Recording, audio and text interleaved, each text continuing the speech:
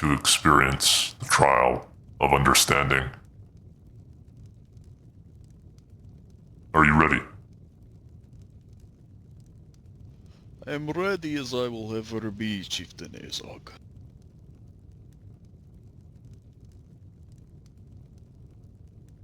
A moment while Malakath fills my mind.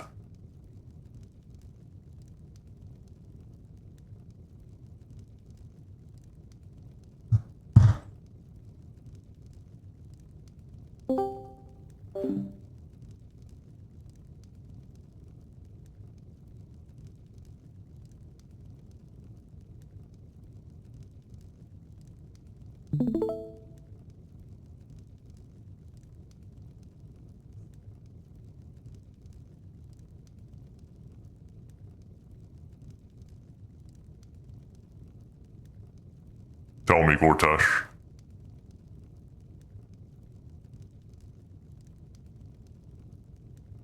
Are you familiar with the trial of understanding? I have received a brief explanation from Savage, the Ash-Reader of Keizaal, about it being about understanding the ways of Malakath and the code for which we are all bound to follow. This is true. Tell me, are you familiar with our code, our tenets? Yes, I am familiar with our tenets that we follow, Chieftain Keizaal. Are you able to tell me the first code that we follow, the first tenet? Yes, Chieftain. This would be let no hidden hand shame the clan. Stealing is strictly forbidden.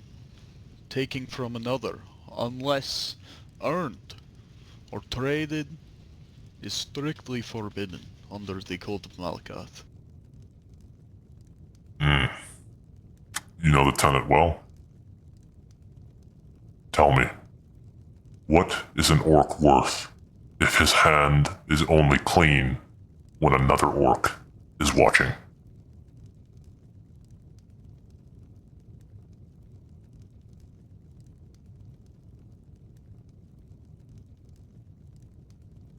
In my eyes, an orc is only worth the amount of words he is able to tell true under his oath. So by this regard, this orc would be worthless, an oathbreaker, someone not to be trusted.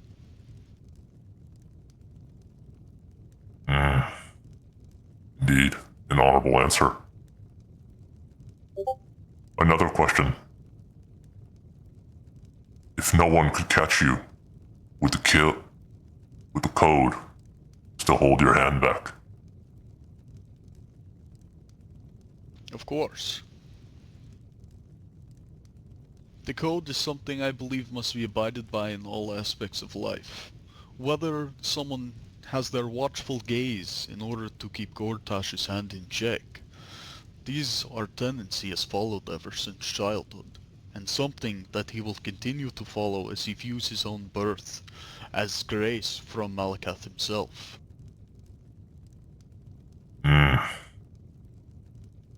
Tell me, if your theft fed the clan, would that cleanse the act or spread the shame?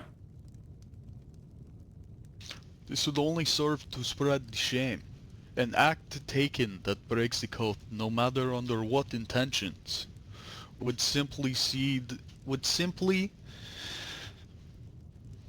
one sec, Gor'Tash is searching for a word that he does not know. Take your time, Gor'Tash. Do not view this as a test, but more as a conversation. This trial is meant to help you understand the code. It is not always a simple answer, and this is your time to confirm and understand the code in a way that only your chieftain and Malakath might.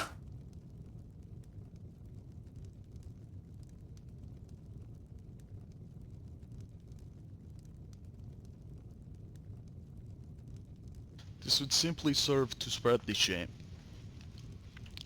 An act taken no matter under what pretenses, would simply implicate the rest of the clan in this act.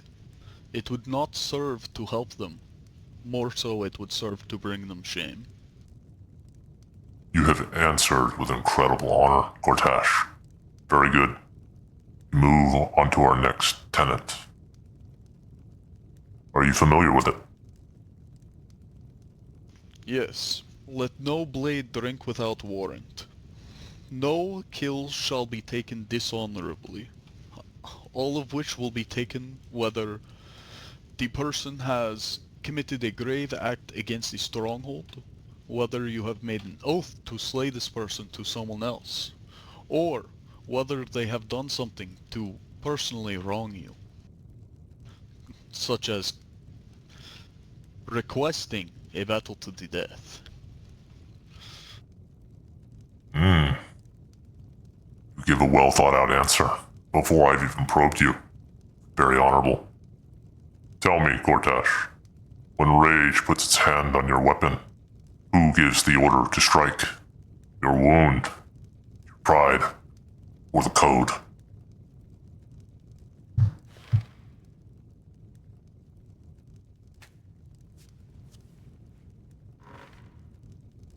I think this depends. Multiple of which can all be true at once. If I am proud of the code, then my pride. If they have violated the code, then my pride would have to take my blade, as I am proud to be serving Malakath.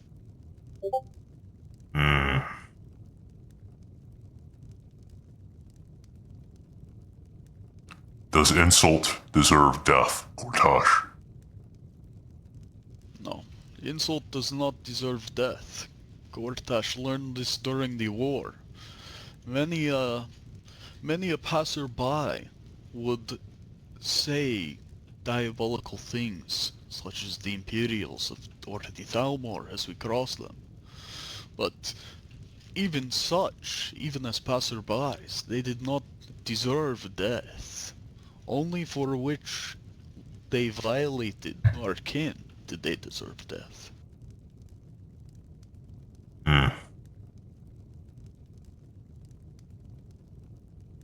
Tell me, can a killing be lawful and still shameful?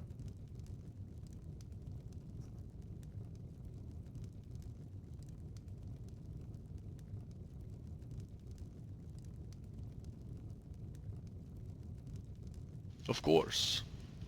I would say that during the time that the Imperials came to Windhelm after the war, and they executed a bunch of the court, even members of which did not commit such heinous acts, is proof in and of itself that a death can be both lawful and shameful, because under their laws they were doing as they were told. But under the eyes of whichever god they worship, I'm sure they had committed no wrong.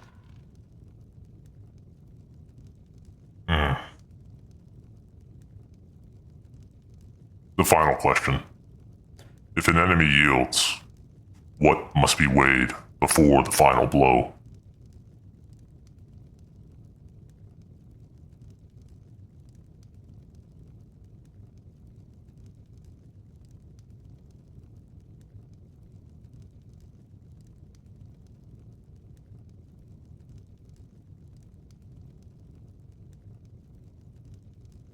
The severity of crime committed.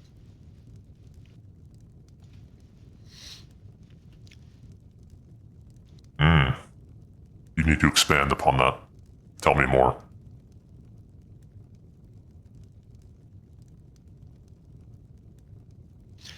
It would all depend on how grievous their previous actions were. If they were yielding in, let's just say they took a couple of septums that they found in my pocket, then perhaps I would let them go, as their actions are not too heinous. But if I had watched them slaughter one of my kin right in front of me, then I would have to, of course, regardless of the yield, put them down. This is correct. Death may be earned by a true threat, a brave betrayal, or for defense of the clan, defense of the weak, or for lawful battle. But killing for insult, sport, wounded pride, it is rot, holding on to a blade. A warrior who kills whenever anger rises is not fierce. He is untrained iron. I believe that you understand this. We will move on to the next tenet. Tell me, do you know the third?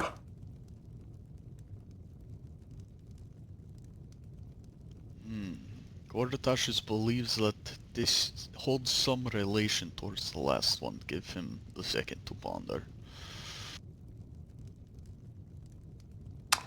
It is not a test, by the way, if you do not know the code. It's more a matter that you understand it. The third tenet is let no oath fall broken from the mouth. Do not break your oaths. A sworn word is iron pulled from the soul and laid before the fire. Speak few oaths, but when they are spoken, you must carry them through blood, shame, hunger, and fear. You have been a witness to this tonight, have you not? Yes, in the breaking of the Oath of Grishnak, and even previously, back in Vashuagra, a few days before the war when Gobrak came to our gates. Then tell me, Gor'Tash, what is your oath worth when keeping it costs more than you wanted to pay?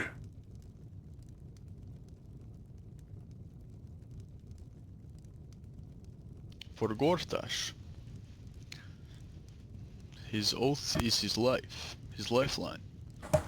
He believes that he was placed in this world, allowed to survive because of Malacath, so his oath is bound by his own blood and life. If the price is no longer what he wishes to pay, then he would rather soon rot in a grave.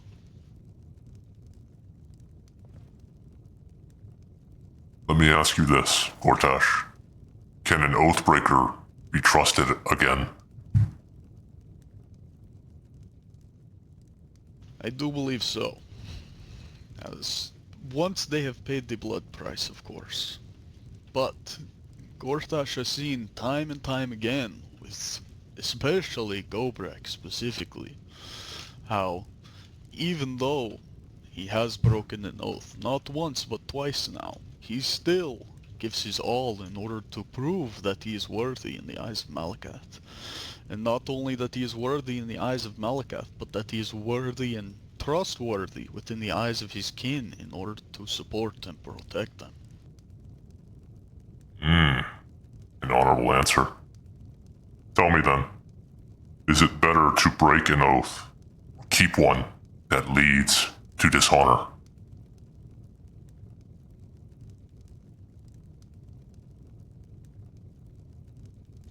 Gor'Tash as Gor'Tash broke his oath to Vashuagra, to the previous chief.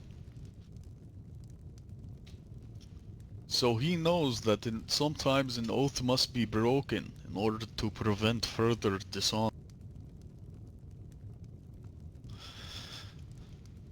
This, I believe, is his answer. Sometimes an oath must be broken. Yes. Does that exempt them from the blood price? No, it does not. The blood price must be paid no matter what. You speak with much wisdom, Gor'Tash. This is typically a tenet that makes the young whelps freeze when they really have to assess what it means. An oath is an oath. That is why we do not swear them lightly. Should you swear an oath to a chieftain that leads you down a dishonorable path, you must bear that burden. That is why I still stood trial on behalf of the chieftain Blood Urtuk and the Largishper orcs of old. It was an oath that did not help myself, that did not help the stronghold, but it was an oath that must be kept. There are times when an oath must be broken, and this is why the blood price exists. Keep this in mind when we discuss oaths in the future. The fourth tenet. Let the clan be shield, fire, and blood. Tell me, Gor'Tash, what is clan? The blood that made you, the fire that took you in, or the burden you carry when walking away would be easier?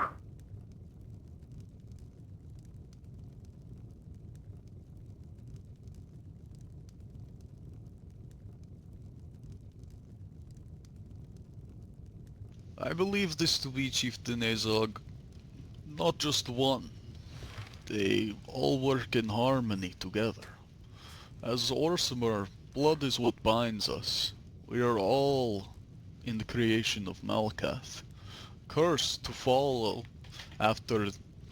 cursed, some might say. Disfigured as previous Mer to Trinimac, as devout followers of Malakath.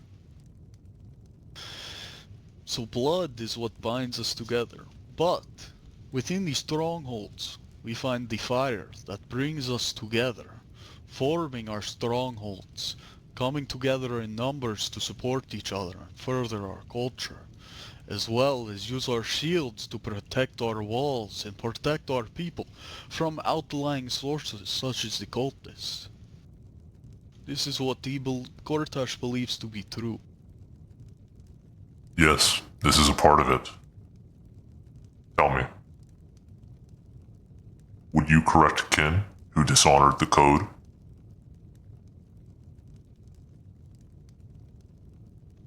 I think this goes without saying, absolutely. Kin must be corrected. Maybe not by my hands personally. Perhaps by yours, or soon to be Ashwarden Gobrax. But I would at least let someone know that is perhaps in a more fitting position to discipline them, and just let them know that their actions were wrong and I must inform somebody of their dishonor.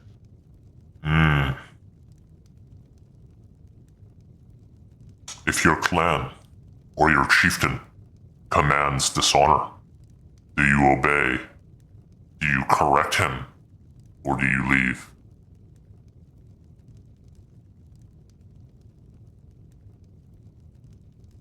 Think carefully.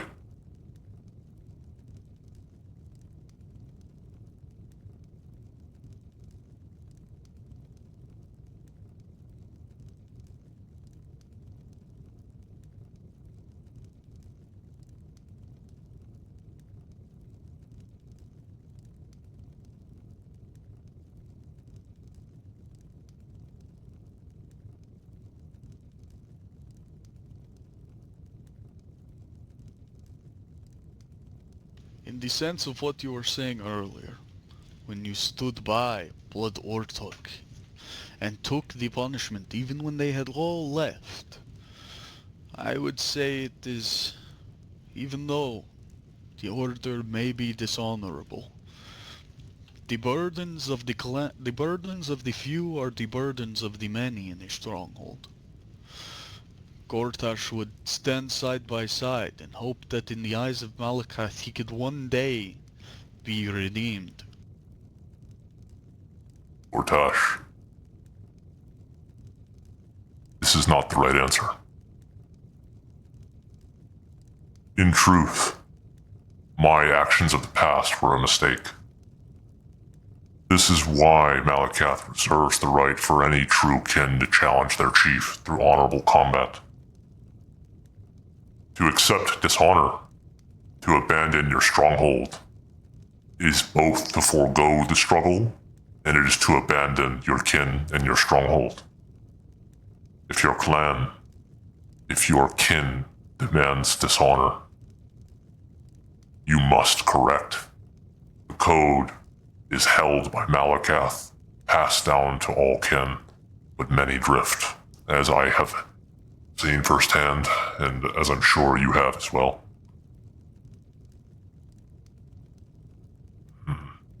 passed out.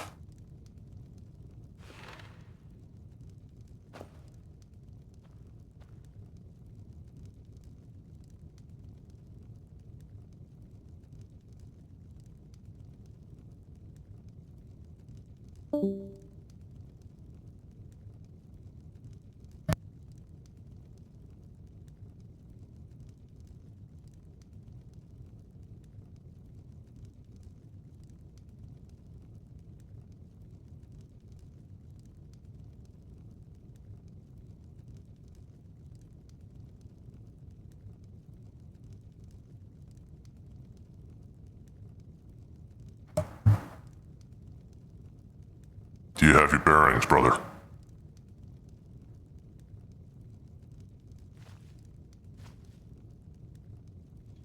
Oh, by the 9, Gor'Tash got swallowed whole by the Aedra for a second there. Brother, did you just say by the 9, or did you say by Malakath? My ears may be full of wax. I said by Malakath, of course, of course. Yes, that's what I thought. No worries.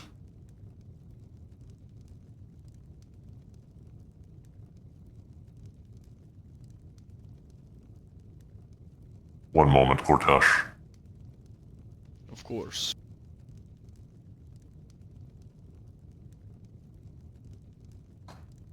Answer this final question. Can an outsider become truer kin than one born to orc blood?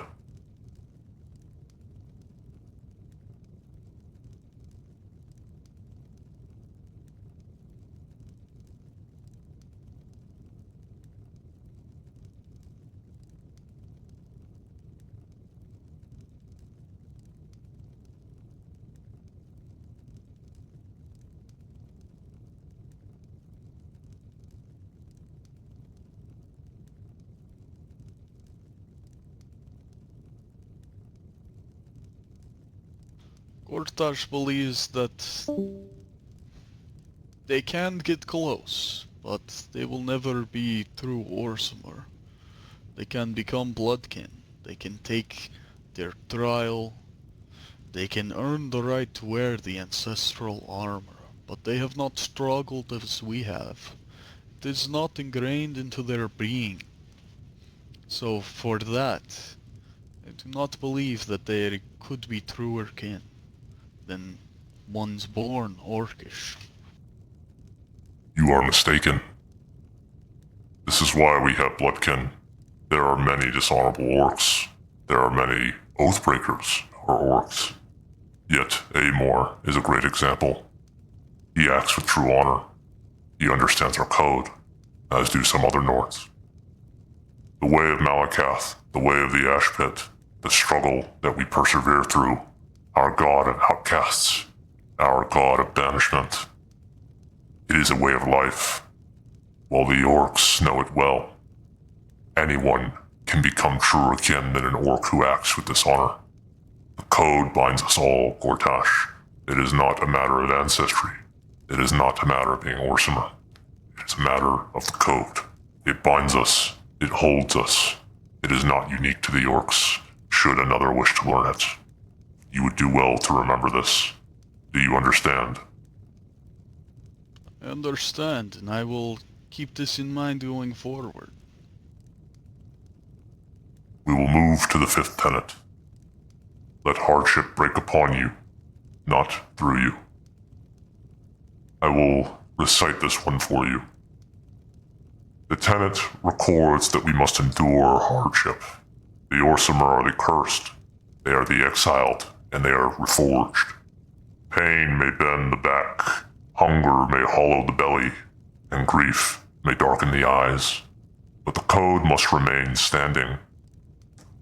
Tell me, Gor'Tash, when the world puts its boot on your neck, when the gods are silent, when no reward waits you at the end of the road, what remains of you?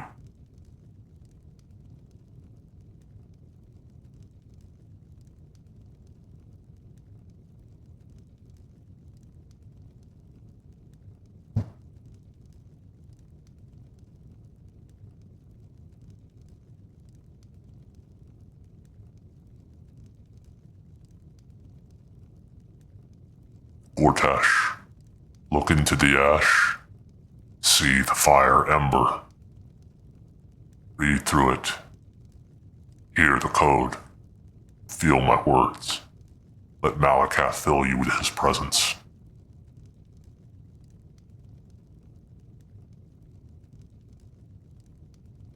Do not be afraid of dishonor.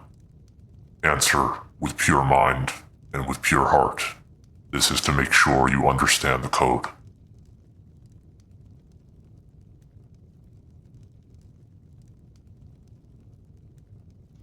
Honestly, Chieftain Azog, Gor'Tash is not so sure what remains then. He is not sure whether he would view this as a test to be reforged, reborn into something new.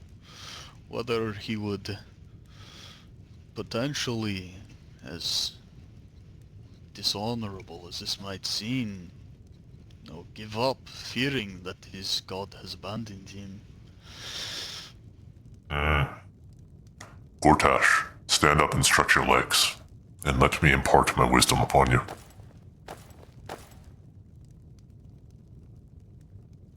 Malakath teaches us that through struggle we find true strength. Hardship does not excuse weakness, theft, or broken oaths. Endurance is not pretending pain does not exist. Pain is real. Hunger is real. Shame is real. The code does not ask orcs to be empty stone. It asks them not to become lesser because they suffer. So let me ask you this, Gor'Tash. If the gods are silent, does the code still speak to us?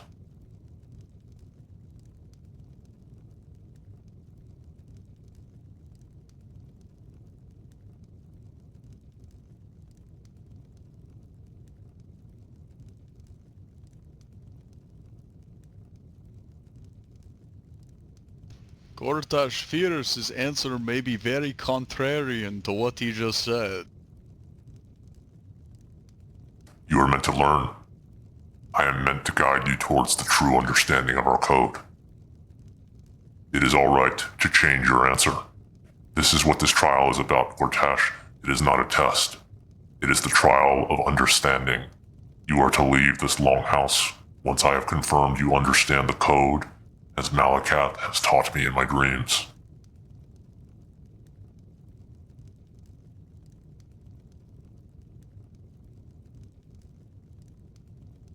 Gor'Tash believes that the code must be upheld, even when the gods are silent. Just because we cannot always hear Malakath, see Malakath, receive visions from Malakath, does not mean he has not given us rules to abide by, guidance to follow, passed down from generation to generation. The code must be upheld. That is right. The code speaks through all of us. It does not come from Malakath. It does not come from your chief. It does not come from your kin. It comes from you. You uphold the code. It speaks through you, and through you it speaks through all other kin. This is the way. Tell me, when does asking for help become weakness, Gor'Tash?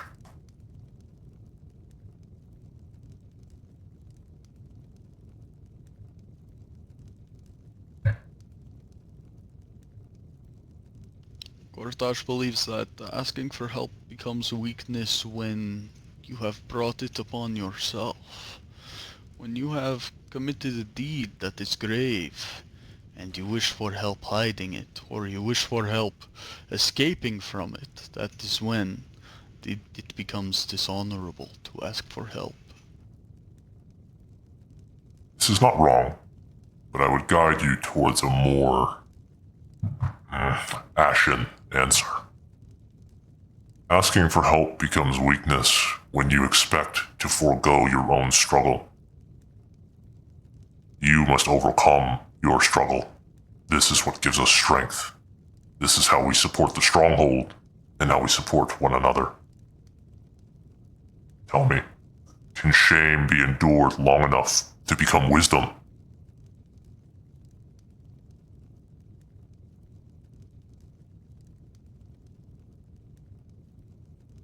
Yes, Gor'Tash would believe this to be true. To experience shame is to experience life. If you are to never be shameful in your entire life, how are you supposed to learn? How are you supposed to grow from mistakes made or dishonors committed? It is, as you said earlier, that orcs are meant to struggle, and through struggling we are reborn, reforged into something stronger. Yes.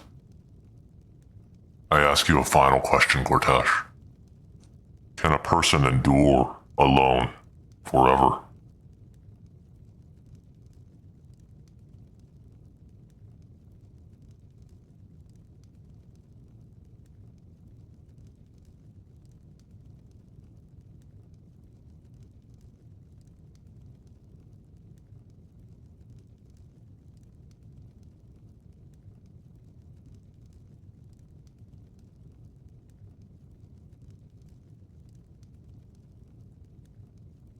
As a stronghold orc, I would say perhaps not. As, as they say, it takes a village, takes a bunch of people all supporting each other, leading each other down the right paths in order for someone to truly endure forever.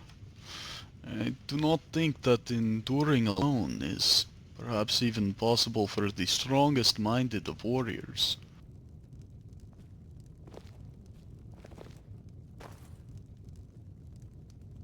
Your answer is misguided.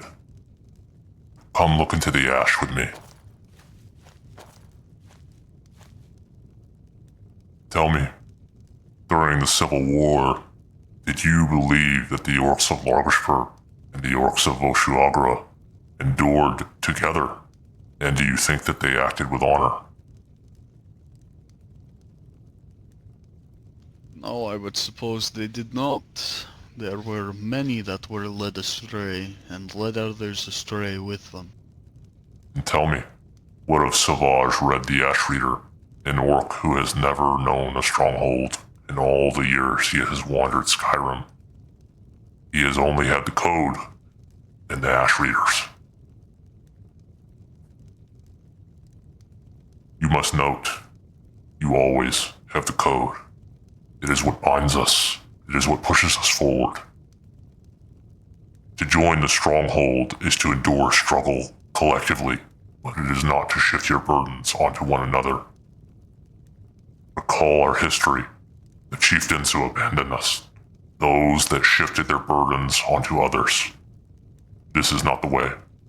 Whether you are alone, whether you are of the stronghold, the code binds you and only you. If you are to endure, you are not to endure alone, as you always have the code as your guiding hand. Meditate on this.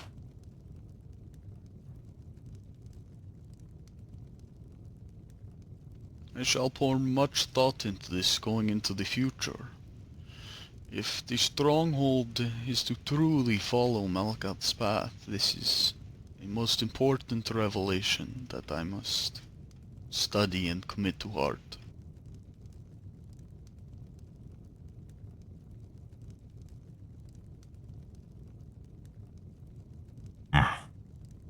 Gor'Tash, stand.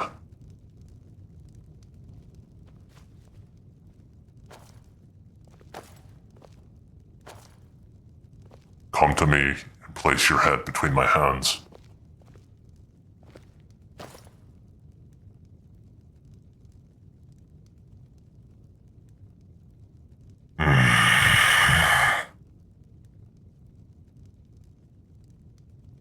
Gor'Tash, you will recite the code to me, and you will give a 2-sentence summary of each tenet, of what it means to you. Begin with the first tenet. The first tenet is, let no hidden hand shame the clan. This means that under no circumstances is one to steal. It is only fitting to claim a prize if it is through an oath to someone else, battle, or blood.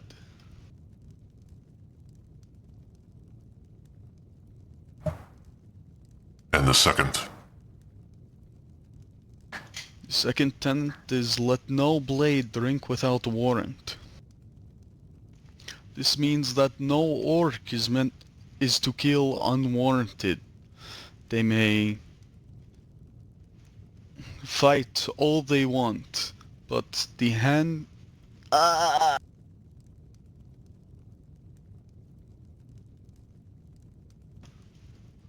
pardon me, Gor'Tash's brain is melting. Give him a second. No worries.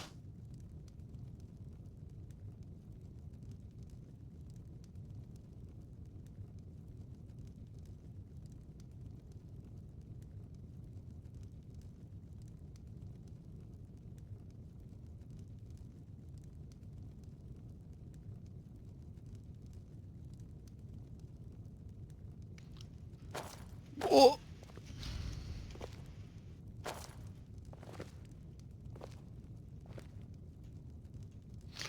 That an orc may fight all they want, but rage alone is not justification to swing one's blade.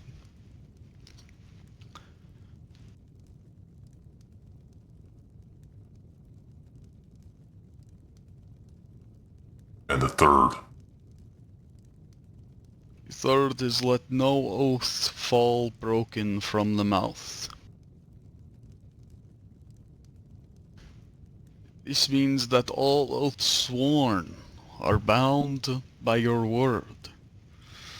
The breaking of any oath only carries shame and dishonor.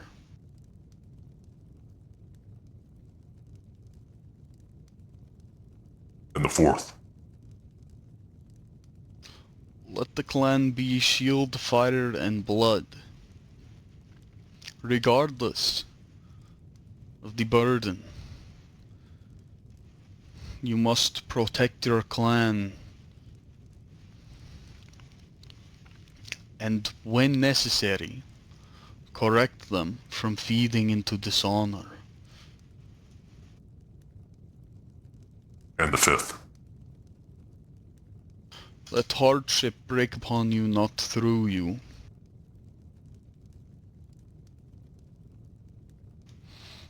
Orsimer by birth are cursed, and as they progress further, they become reforged.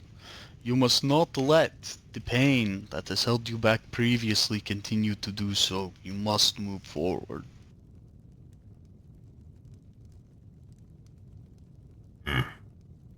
Very honorable. With Malakath as my witness, Gor'Tash, I now proclaim you an Ashen One of Loggerspur.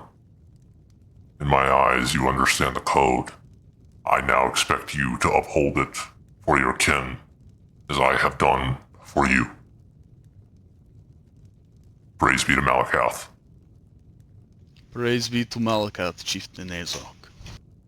You've done well. I'm glad that you are prepared. Let's rejoin the others. Of course.